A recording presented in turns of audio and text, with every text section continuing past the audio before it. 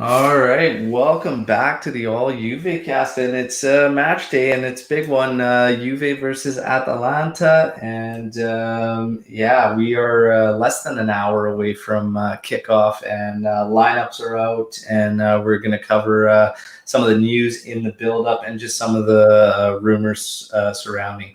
Real quick, everybody that's going to be joining, checking this out, please hit that like button and subscribe to the channel. And make sure you tune into all the fun stuff we got coming up. And post-match podcast will be tomorrow morning after this one. And joining me today, we got Francisco, Antonio, and Eric. Packed house with the All UV cast team for this one. And a lot of stuff to talk about. And for sure, please check out Stripe Cards Apparel and support the pod. And yeah, guys, holy smokes. It feels like it's been a long time.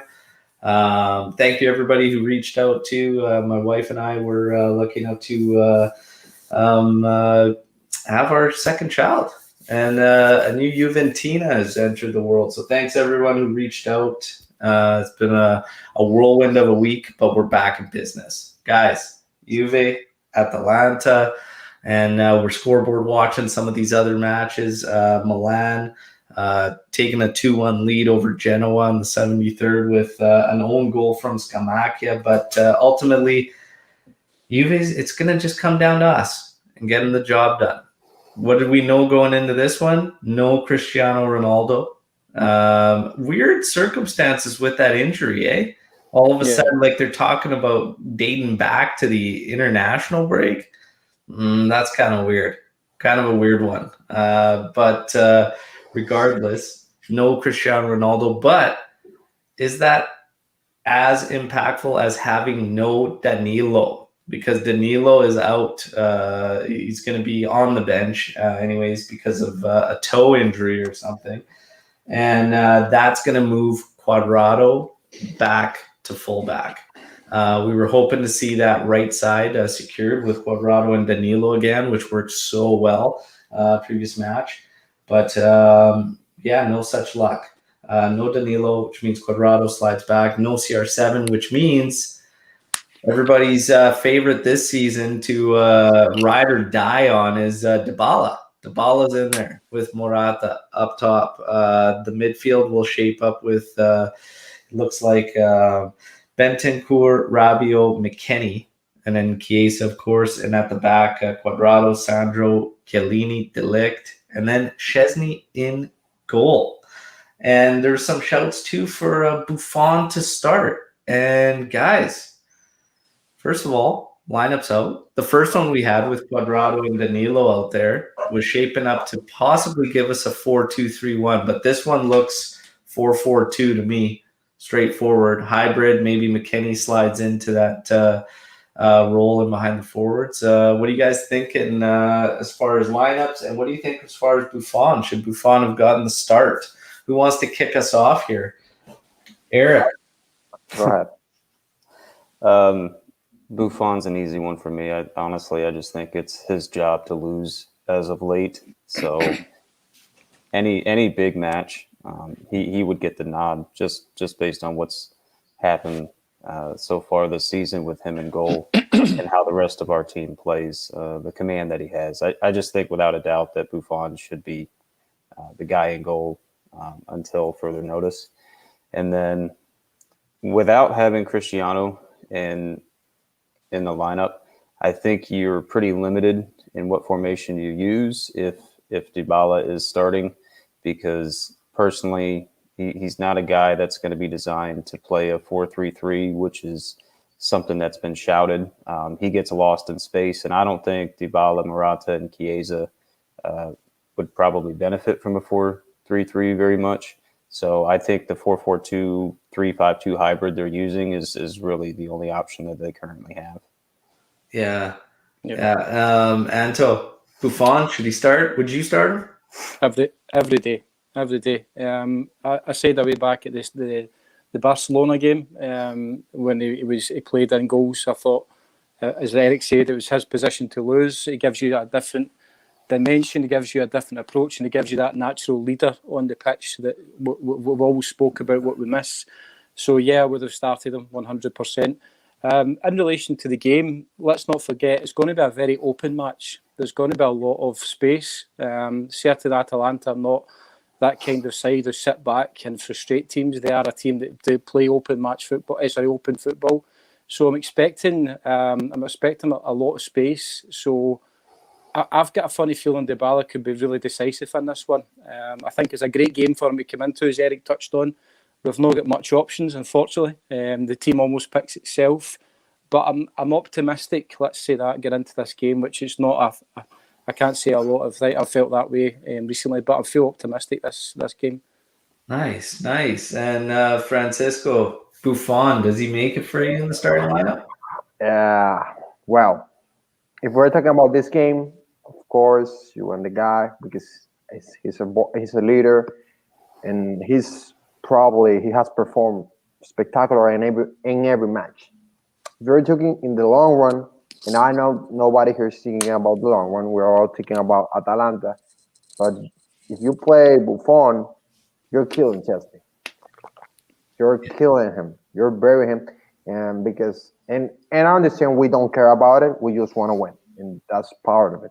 But Pirlo needs to think about that because everybody's talking, Donnarumma. We don't know what the future holds. We don't know if Donnarumma is going to come or not.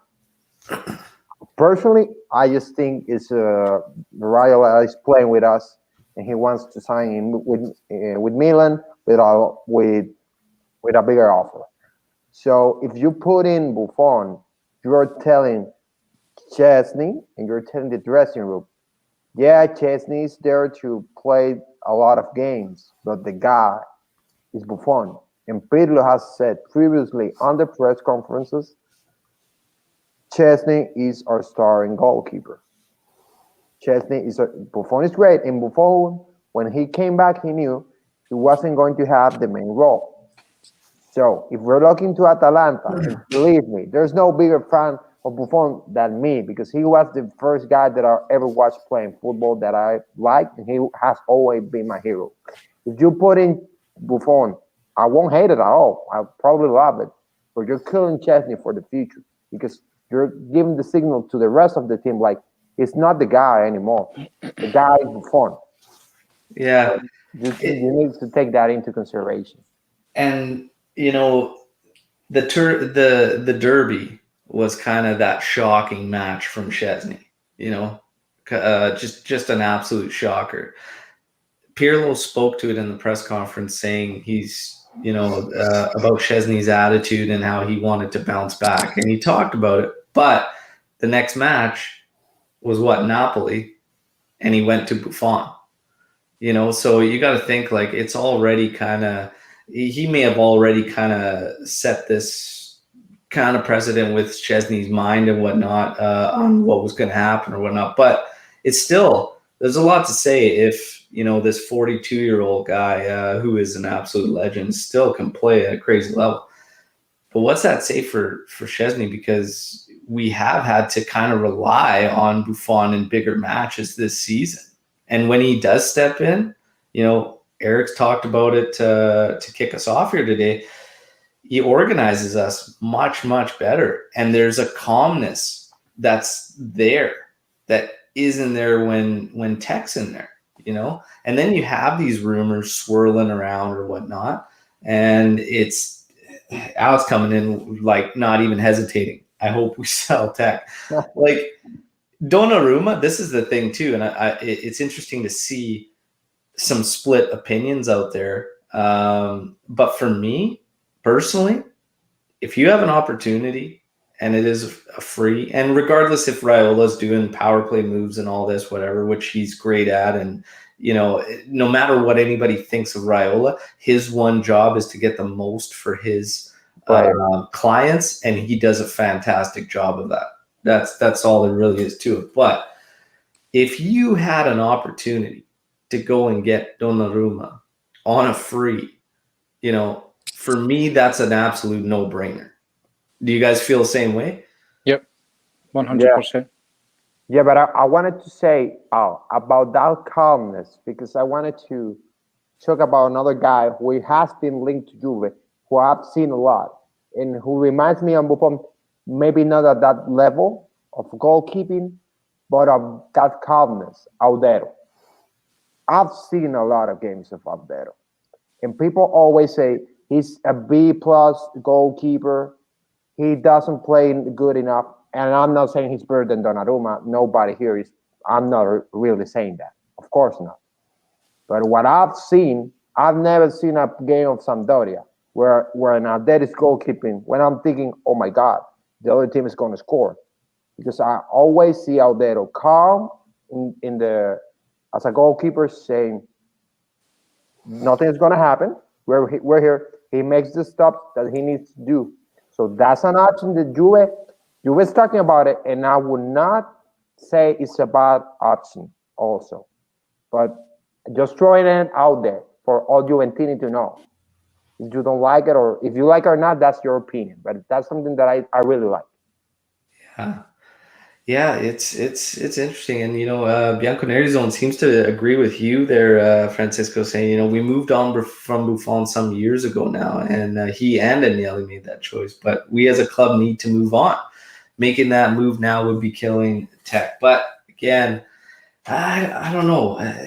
Does it kill him? Does it force him to kind of try and step things up? Like, there's a couple different ways to look at that, right? Like, Eric, do you think at some point it's a way to kind of try and help boost him and pick him up and say, hey, look, we don't want to do this, but we need you to be the guy that he was, honestly, a couple seasons ago. But it's gradually, I've kind of started to see some blunders and lack of communication, like, periodically from him. And we just want that steadiness, right? Eric, what do you think?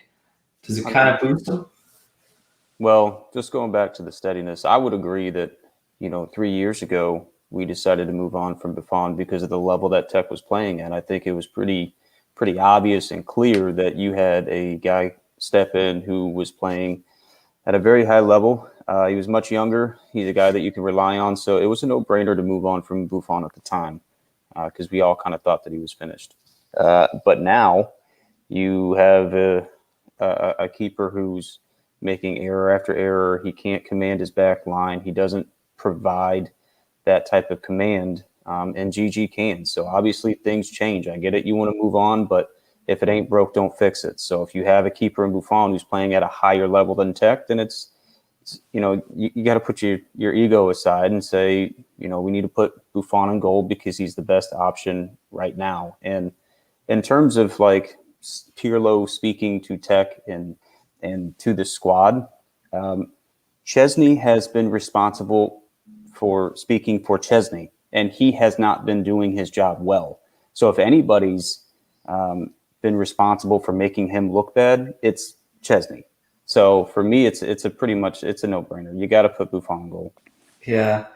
I think part of it is this discussion is because of the history and because of Buffon, stepping away and us going through that, why people are maybe looking at it a little bit differently, right? Because ultimately, this is kind of something we've wanted for a few years now, which is actually competition at positions. So if you want it right across your team, you want it across your midfield, you want it with the forwards, like you want these guys to feel some kind of pressure that they need to perform, or there is going to be that guy that's taking their job, whether it's a 42-year-old or a 22-year-old, shouldn't really change things. And that's why I'm kind of looking at this like, well, I don't know if we're necessarily killing Chesney or if we're trying to say, hey, man, pick it up, because ultimately I kind of want that across all positions. And we just talked about it with our fullback situation. It sucks. There's no options. Danilo goes out with an injury and Cuadrado instantly moved to the back, and we want Cuadrado further up, and we can't even do it because of the gaps in the lineup. So I don't really know. When I'm looking at this goalkeeper situation, I'm thinking, man, we need more out of Chesney. We can't go into the Derby de la Mola and these soft goals that kill us, in a season where ultimately we've given up probably around 12, maybe 14 points that we shouldn't have because of errors from all over the pitch, right? So you need that guy at the back that's going to lock it down. And even historically with Gigi, like I can remember, like if he let a bad one in, you pretty much knew there was not going to be another one that goes in the rest of that match. Like at least he was going to lock that down, and you knew he was going to come back friggin' stronger the next match, the next 10, just to make up for it. So I need that out of Szczesny. And if I didn't mean to interrupt you. I will say this though: the last match against Genoa, he, as in Szczesny, was much more vocal. Yeah, we let the one in. It was off of a set piece from Scamacca, but you could hear Szczesny starting to take command. He was much more vocal last match than he's been in I don't know how many. So I don't know if he's starting to understand, hey, it's time for me to elevate my game. Otherwise, I'm going to be sitting on the bench. But I thought he did well last match. The only problem is it's hard to say that I'm going to rely on that consistently. Yeah. So just a perfect segue just off the back of what Eric said. I don't think Szczesny's a bad keeper for any stretch of imagination. No. My only criticism of Szczesny, it's been emphasised even more with the COVID pandemic, with having no fans in the stadium. You get to hear all the communication on the pitch and off the pitch. Szczesny communication isn't good enough to organise that back line. That's why I think at this most crucial point of the season, where every game counts more so than ever, I think Buffon almost picks himself because he gives you that naturally.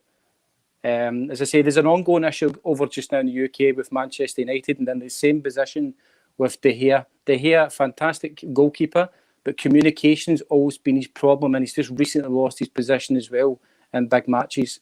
So Szczesny going forward, obviously with the Donnarumma thing, I think obviously Szczesny's position is serious at risk, especially if the Donnarumma deal can be done, which I think it can be, as I say. But Szczesny, yes, he's a good goalkeeper, but communication, he really needs to work on, and that's the biggest point for me. Yeah, and that's got to be it. He's got to be vocal. Eric kind of hit the nail on the head, because I think we all noticed that against Genoa, and maybe that doesn't happen. Is all I'm saying. If he gets the nod immediately after that bad derby, maybe it needed that. Hey, you know what? We're not going to go with you against Napoli, and that's what I'm saying. As we can kind of speculate, maybe we're killing them. In a way, I think sometimes it has to be done to lift the guys up, right? To Francisco wanted to say something. Go ahead. Yeah, I wanted to say, because I understand, and I'm one of the guys that's always saying about competition. You need to have a killer mentality, but we also need to understand something. The goalkeeper position is not the same as a field position. When you make a mistake as a striker, maybe as a defender or as a midfield, that doesn't mean the other team scores. When you made a mistake in the goalkeeping position, that means you concede a goal. This year feels otherwise. It feels like anybody's mistake. Kulishevsky's playing up front, and every time he makes a bad pass, it's in the back of our net. Don't get me started on that. I do understand what you're saying, but don't get me started. Yeah. But what I'm going with this is, in goalkeeping, confidence is very important. And it's great to have competition, but Pirlo needs to find a way to don't kill Szczesny, because I understand what you're saying. This is about competition and all that. But if you don't give Szczesny this game, which is an important game for Juventus, you are saying to him and to the team, because I play sports and I know when I play baseball, and when you don't trust a guy in an important game, you're saying to him and to the other guys on the team, this guy's good, but he's not the guy for the important game. And I know we love Buffon, and the problem is that Buffon has a larger-than-life aura. We all know that. We all love Gigi. Every Italian fan, even you are the 1% if you don't like Gigi. Even you hate Juve, you don't hate Gigi because of what he did for Italy. But Szczesny has this goofy persona, which is him, and that penalizes him a lot, because people don't take him seriously. But I do understand that the players on that team do take him seriously because they know the caliber. I understand what you're saying, that you need competition, but you need to be careful because, yes, competition is good. Competition is perfect. But we cannot kill our goalkeeper confidence to the future. Yeah, it's not just like necessarily killing tech. Like number one, we're not dealing with a young keeper by any means. He's 30 years old, Yeah.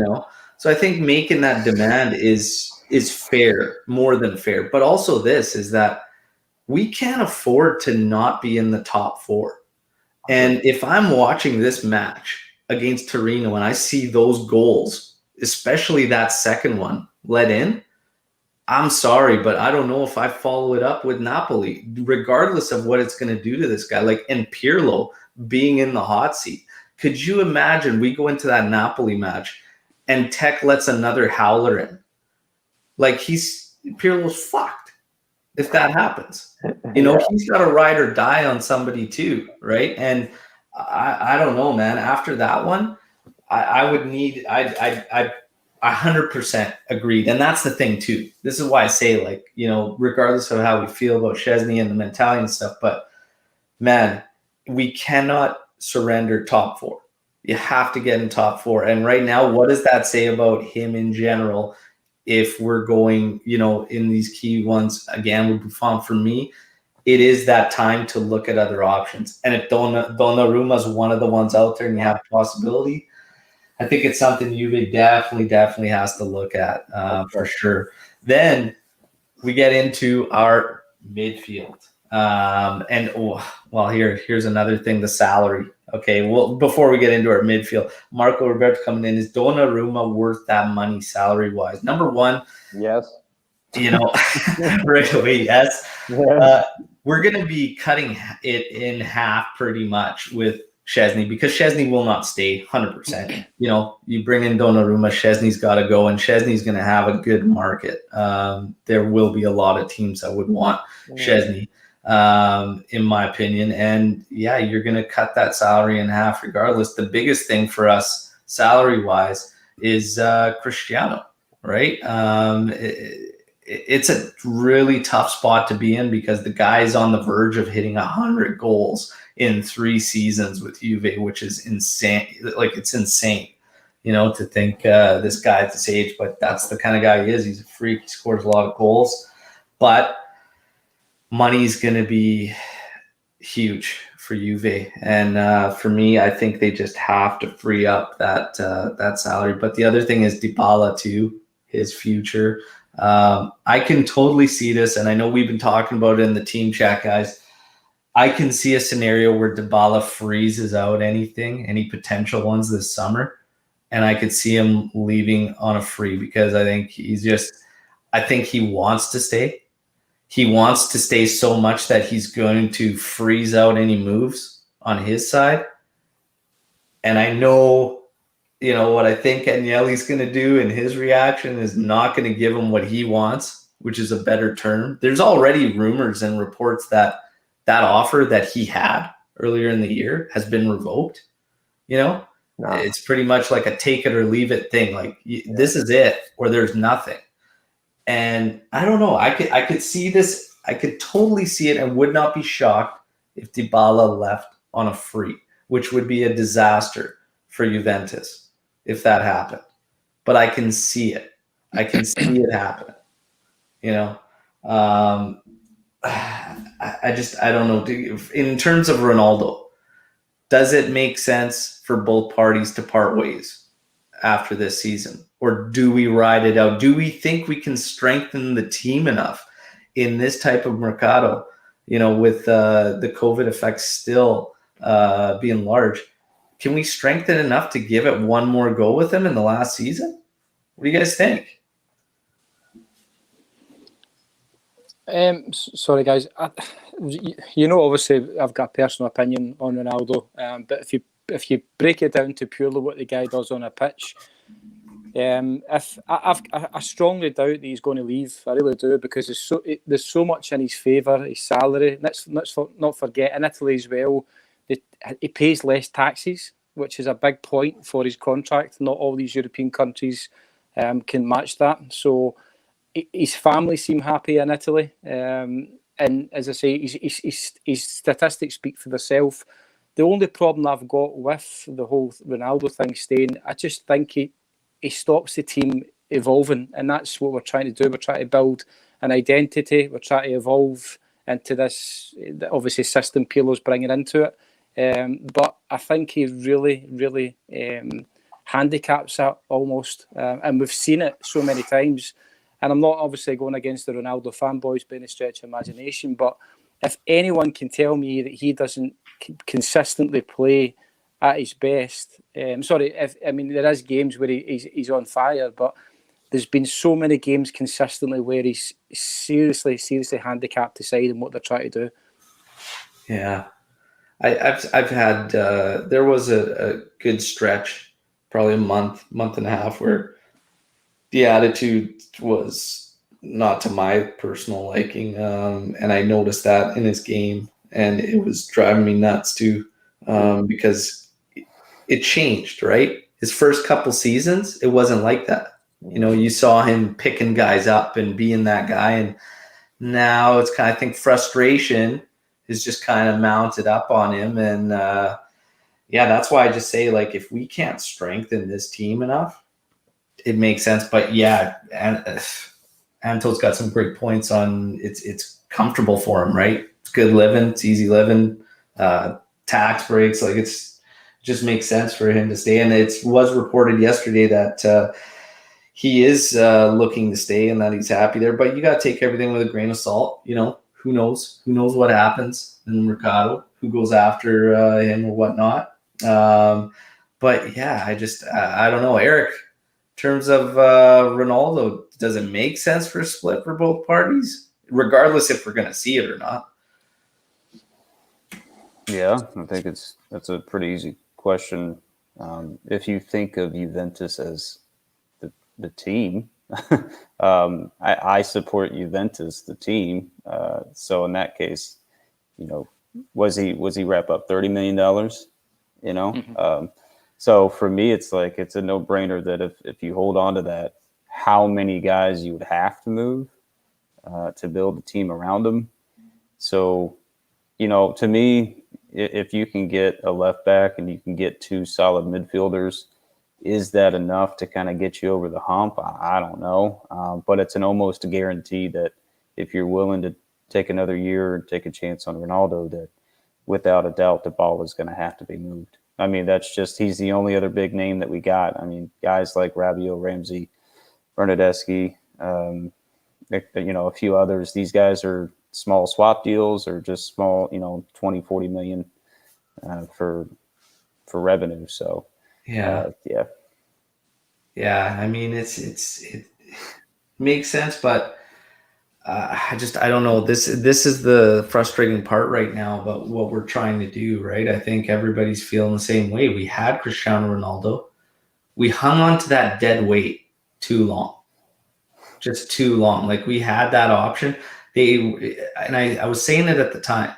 Juve's going to have to just bite the bullet and wipe those guys out so that they can bring in guys they need for Cristiano. And they tried to hang on an extra year, and it was like a year wasted, basically, which is so incredibly frustrating. But yeah, I don't know if in this summer we're going to strengthen the team enough. Let's say Locatelli is one of the main targets. Say Locatelli comes in. Who else do you want to throw in there? Maybe they get a deal for Gosens. Maybe.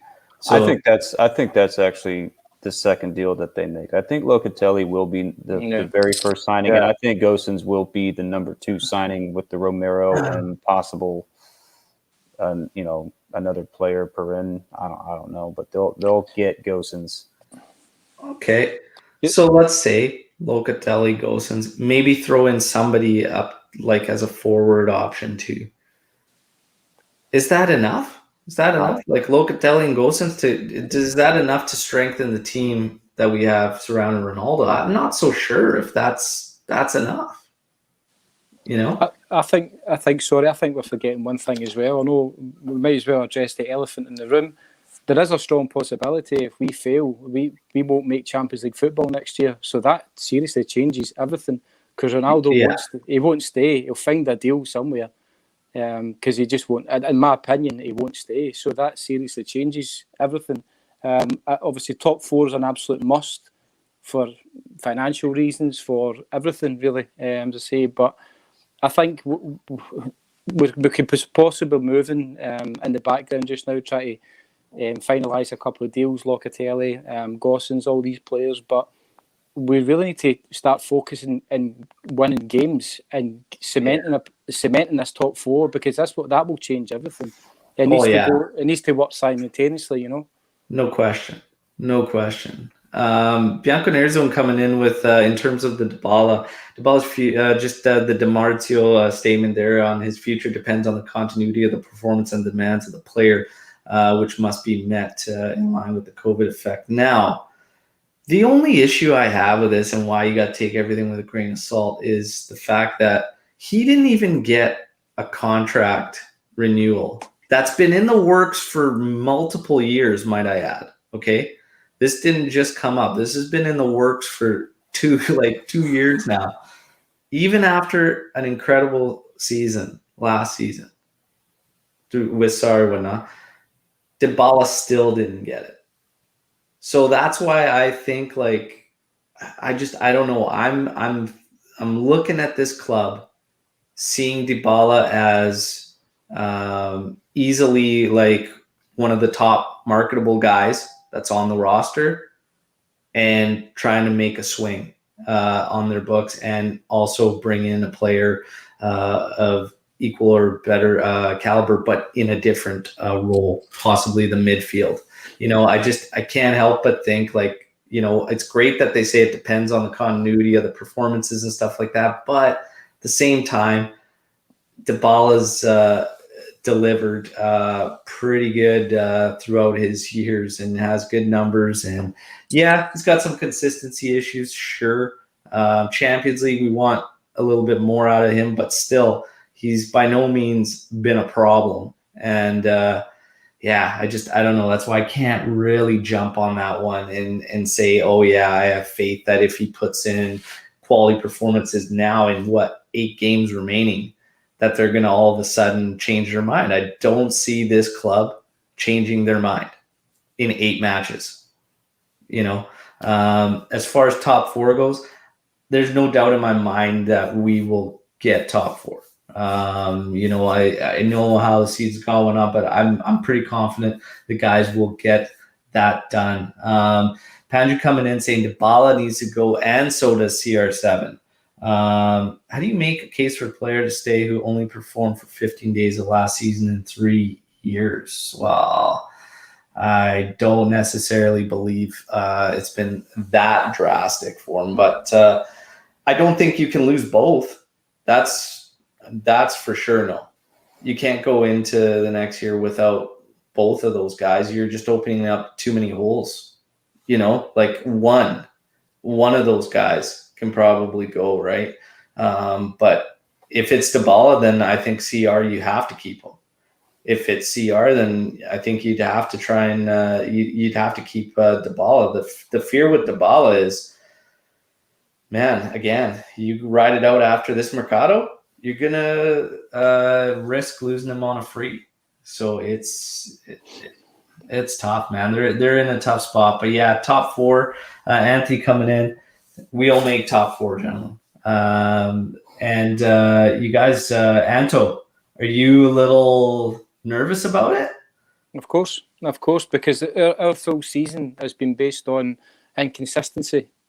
How many times have you seen the team go consistently over a 3-4-5 game period where you can say, yeah, they're being consistent. They're inconsistent in form. They're inconsistent with the results. So I don't see. I mean, I'm confident. I'd say I'm probably 50-50 at the moment, because we don't know what Juventus is going to turn up. We generally don't. And I'm amazed, honestly, that some people are saying it's a stick-on that we'll get top 4. Fair play to them, as I say, but I don't share the same enthusiasm. we can get some continuity in the roster, I feel confident. There's 8 games remaining. This is a big one today.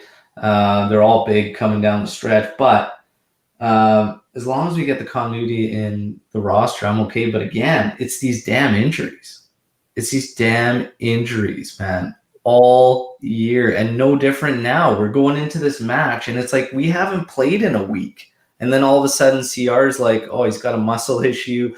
Danilo's got a fucking hangnail. I don't know what the hell, an ingrown toenail. Who knows what the hell's going on? But it's frustrating, right?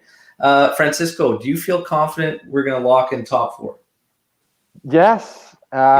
Yes. Honestly, I feel confident enough because I understand the experience that some of our players do have. I know we have young guys, we still have those old timers. We still have Pirlo, who as a player went through a lot of situations.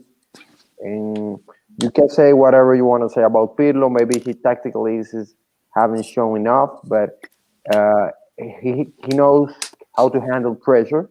We have seen that at the moments where you think, oh, if he loses this game, he's out. Those were the moments where Juventus went on to win the games. But about the economy, we were talking about the economic aspect of keeping Dybala, keeping Cristiano.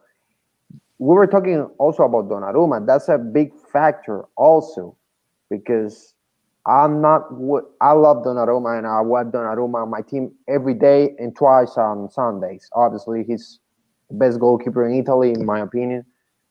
But you cannot bring in Donnarumma with a salary like that and not be able to fill. At least for me, you don't need one midfielder. You need at least 2 midfielders, 2 new midfielders, and you need a fullback. But you need 2 midfielders because, people are gonna defend Rabiot and his talent and all that. He has not performed as he should have. He's our more expensive midfielder, and he's not our best. Ramsey, because of injury, he hasn't performed at all also. So we need 2 midfielders, frankly. And we're talking about keeping CR, who has that gigantic salary which he has earned. I'm not saying he hasn't earned that salary, because he has earned it, but he has a big salary. Dybala is asking for 15 million. Apparently, it's not official, but that's the rumors are he's asking for 15 million. And you're gonna bring Donnarumma for 12 million euros a year. Those are 3 gigantic salaries. 3. So, in my opinion, you try to sell Cristiano. I've said it since the beginning. I love that Cristiano came because I love, obviously, Cristiano, the kind of player that he is, his mentality of he wants to win. But Juve were not prepared to have that big of a salary on the team, and we were limited at all. We were limited in every season, and we have been throughout the years. We have been trying to get the right opportunity, like the league. I love the league, but we buy that kid for 80 million, and we limit the mercado because we bought that kid. This is the first mercado that we have, that we can frankly analyze ourselves, buy what we're weak at, and strengthen our team and have a good midfield, which is the key for me. So I just think that making the team stronger overall is the most important thing. And for me, 2 midfielders are key for that. Locatelli is going to be one, obviously, because he's going to be the first signing of Juventus. But I think for me, I've seen and I've said since starting of the season, the guy for me is Rodrigo de Paul. You buy Locatelli, you buy Rodrigo de Paul, and then you try to manage the other positions. But those 2 guys need to be in Juventus uniform next year. That's just me. Yeah. Eric, I want to get your thoughts on your confidence level in Juve locking up top four, and then you could touch on anything Francisco said there in terms of the team building in the midfield.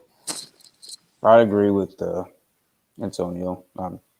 I can't definitively say I'm confident in the top four spot, especially when you look at the teams that we drop points to and the teams that we still have left to play. It would actually be pretty consistent with us actually dropping points again. So last few matches, they've come out with a different type of intensity and mentality, which is great, but it's just not something that I'm going to rely on after 2 to 3 games. So continuity, that has something to do with the team playing well. But a lot of those matches, I just felt like not just being, having chemistry with your players, but they seem to be lost in their tactics.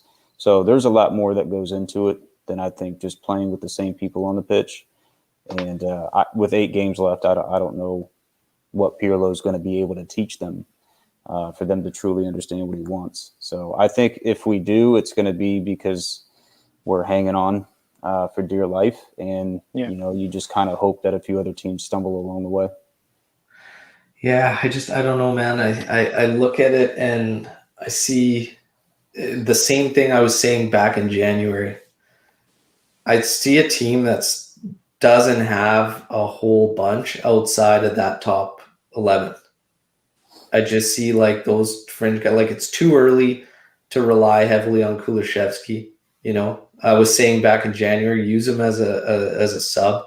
Like to come in 70th on or whatnot, and he can do some damage on tired legs. But the thing to rely on him, as we've had when we started struggling again as a second striker. Well, he's clearly not second striker. That's part of the problem. We had to for how many games consecutively, because that's the way that's that. As a second striker, injuries. I can completely understand that. But the only issue that I have with the Kulusevski argument is it's a damned if you do, damned if you don't. Because if you don't rely on him as heavily as we did, then the argument would be, look what he did last year and how many goals he had last year. This kid needs to be playing more. Well, we did that, and now he shouldn't be playing as much because he's 20 years old. So it's a damned if you do, damned if you don't. And that's not an argument or a debate that I even want to entertain because I don't think I don't think it's his goals, like his stats from last year, that dictate anything. It's just simply we literally, again, like injuries. And again, like today, we're going into Atalanta, and it's like we haven't played for a week. We got these muscle injuries. Like now, all of a sudden, CR, apparently he's been dealing with a problem since international break. One of the reports even stating, well, if that goal that got disallowed for him was actually allowed, then he wouldn't have played as much the following game for Portugal. Dude, how long was that international break? Like, how long ago was that? From my professional opinion, there's some fluff being put out there over that because as an athlete and as someone who used to work with athletes, if he's got some soft tissue injuries that are lingering, he would have found that out 3 matches ago. Yeah. And that's what I mean, right? So it's like all this, like I'm not buying that for a second. And then all of a sudden, again, no Danilo, but this is what highlights my point of it. The depth is just not there. Danilo goes out, you're forced to put a guy back at right back, Quadrado, who's whatever, done his job. He still consistently contributes. But again, I've always said it. It's not our answer at fullback. Quadrado's not our answer at fullback. He isn't. He should be further up the pitch. He did better, it worked, but we can't do that now because there's no depth there. Alexandro at left back. Okay. The guy's dusted at left back. He's dusted. And again, where's your alternative? Where's your option? Bernardeschi was, but Bernardeschi's shown both sides. He's shown you, okay, yeah, he can do it. Great. And then he followed it up with probably one of the worst showings there, right? So it's like you get both sides of that there. And there's a guy I don't want to get into anything with Bernardeschi because the guy's played literally everywhere. He's a utility. He's great as a utility and whatnot. But again, it's not an answer. we don't have answers around the pitch. And Pirlo, absolutely, Pirlo has criticism coming from me in terms of we saw a 4-2-3-1 against Lazio, and we saw it again a little bit later on, and it looked good both times. We don't go to it. Yeah. Explain to me why we can't do that today. That's the thing, is that Pirlo's not doing his players any favors, despite the fact that there's a lack of depth. Okay, I get that. But he's not helping his players by putting them in the positions that he's in. So Alexandro being dusted at left back, I get that. But guess what? He has Rabiot in front of him, and he only has Bentancur playing on the other side of the pitch because he's only been running with two midfielders. So that's a different argument. And that's exactly what I was trying to touch on earlier on. We've got how many games left? 8 games, 7 games, and we still don't know our best positions. The own players don't know what position they're playing from week to week. So when you're getting into these important matches, and that's what I'm saying, but having obviously solidifying top 4, every single game these players are getting into, and I've played the game myself, I know by game what my position and what my job is. But if you don't know that going into each game, because the manager keeps tinkering on positions and all these moving parts during a game, it becomes increasingly hard for these players to perform. That's what I'm trying to say. That's where my kind of lack of confidence comes in Pirlo going forward. Yeah. At the same time, though, 4-4-2 is like the most basic formation you could play in. So while we want to say like all these guys don't know, from week to week, 4-4-2 is like the most basic. But with a lot of moving parts, if these guys are struggling to understand roles that they need to play in a 4-4-2, then I have like bigger fears. That's what we're not playing a true 4-4-2 though. We're playing a 4-2-4, and then you're talking about players who are struggling, and it's because of the help that, or lack of help, that a 4-2-4 gives them. So it's like if we played a strict 4-2-4, I probably wouldn't have any issues, but we're not. We're still trying to force this hybrid thing, and it's not working. Well, 4-2-4 is a 4-4-2, man. The outsides, Chiesa and Kulusevski, when they're out there, they're just bombing up. And when Cuadrado's out there, it's no different. Right. So who's supposed to help a little more freedom because he'll cut in and go to goal, and Cuadrado hangs out a bit more for crossing and whatnot. But it's a 4-4-2. 4-2-4, it's the same. It's just you're using your outsides. They're bombing up there. You still sitting with 2 midfield pivots. It's just a dead formation, in my opinion. That's all it is. It's a dead formation, and you could still blame Pirlo for that for sure. And you can still blame Pirlo the fact that he saw good opportunity to make a change into that 4-2-3-1 whatnot, and he didn't do it. Today, would you do it today? Would you slap? You can't run a 4-2-3-1 if you're going to use McKennie out on that wide position. No, it won't ever work. No. So do you put Kulusevski in there today? You got Chiesa on one, Dybala hangs out centrally there, and then Morata's you're up top. That leaves you Bentancur and Rabiot behind your pivots. Do you run it today? Would you guys run it today? And you go, Francisco. I'll let you go. Sorry. But the Danilo injury kills. That's the problem. Like, yeah, we can do double pivot, but I don't trust at all the double pivot of Bentancur and Rabiot. Like, are we seriously? Because we can criticize Pirlo. That's fair. He deserves a lot of criticism. But let's not forget that some players have not performed. And I'll keep saying, some players have not performed at all. You see, the season that Bentancur and Rabiot are having is not good. It's not good at all. So at one point, you need to understand, yes, maybe Pirlo could make some changes to put the players in a better position. But during the games, we have seen Pirlo do changes, play with different tactics to say, Let's make it. Let's protect our players. Let's be more defensive. Let's try to build a stronger midfield. And the players had not performed neither. So at what moment we're gonna say, yes, we're gonna criticize Pirlo for what he's doing on the pit and before the game, but we need to criticize the players because there are players that are simply not performing at their best. We have seen some stinkers. Because I'll talk about the Bernardeschi game, that Oliver Bernardeschi game. I remember I came to this podcast and I say Bernardeschi is gonna score a hat trick. He's gonna have. I was joking, obviously, but he's gonna have a good game because I thought, oh man, he finally knows how to do it. He's playing at the left back. He's gonna have a good game.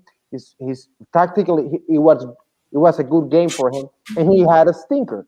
How many times we've seen Rabiot cruise through the entire 90 minutes, and at the end of the game, see him on the pitch and say, "Oh, Rabiot was in the starting lineup," because we haven't seen him on the entire game. The same thing with Betancourt. So, yeah, there are formations. Pirlo needs to work on formation, but at some moment we need to say, "Come on, man, it's not that difficult. If you're playing in a double pivot, you're still playing in a double pivot." I can't understand McKennie that is doing the chip or Cuadrado being lost tactically. You're playing a double pivot. You're not changing nothing.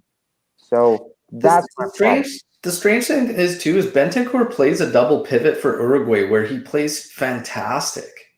Like he plays great for Uruguay, and he's been like that the past several years. And for whatever reason, it's not translating. Juve. And before we had the 4-3-3, so we were always thinking, well, he works better in this pivot. Well, here we are in a season where he gets that 2-man pivot, and it's been underwhelming to say the least. But yeah, I just a bit of everything. I agree with Eric and Antonio in terms of Pirlo and the setup and it being frustrating. We have been locked into a 4-4-2. Even if it's a hybrid out of one of those winger or one of those mids for a while, which I don't know, it's the whole thing's it's strange, but I see a lot of issues with our guys and just the errors that they make. Like if you look at this team, you look at the stats, the numbers would show you that Juve should be in a different point tally for the season. You got good numbers from Morata, Ronaldo, Chiesa. You have a strong goals against number for the team overall, but it's not translating. And the reason is the types of goals, the weight of goals.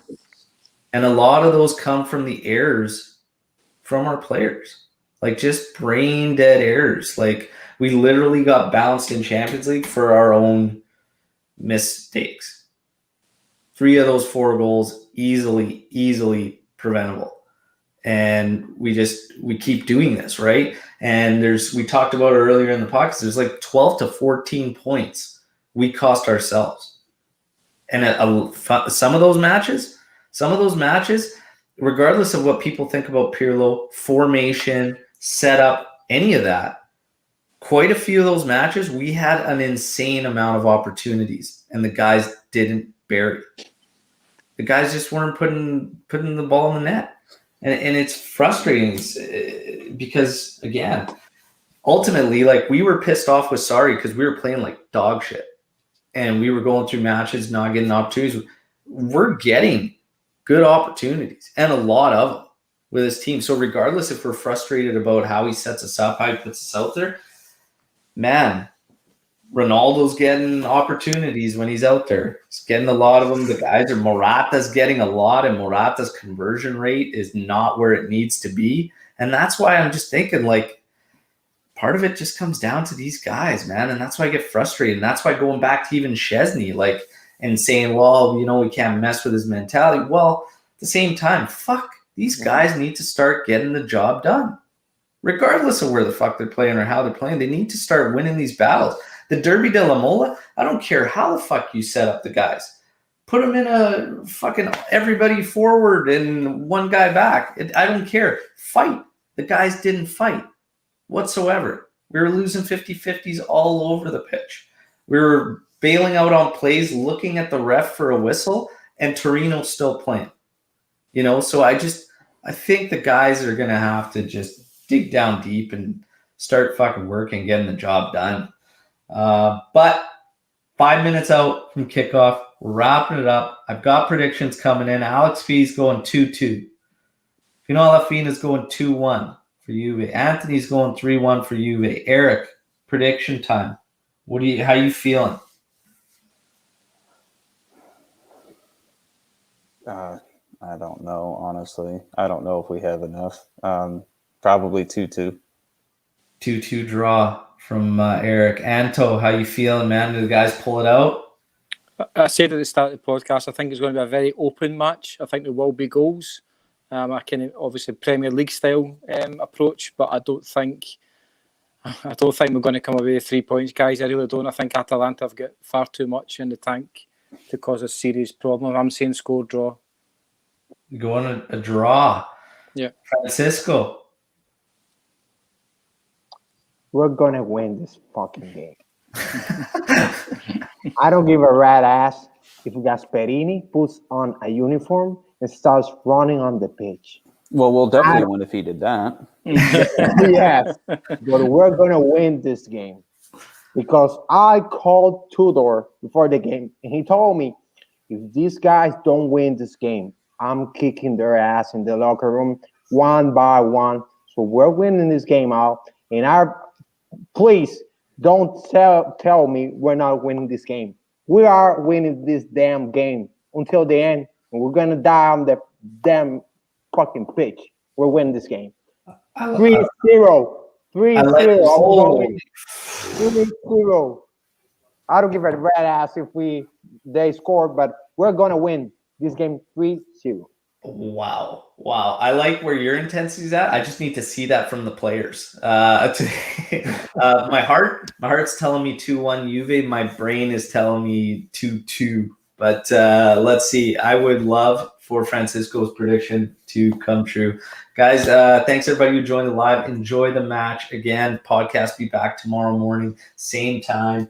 And we will see you then. Enjoy the match, everybody. Thank you to the boys, man. Great panel today. A lot of great discussion. It's been a blast. As always, till next time. Forza Juve, Fino alla fine. Enjoy the match, everybody. Ciao.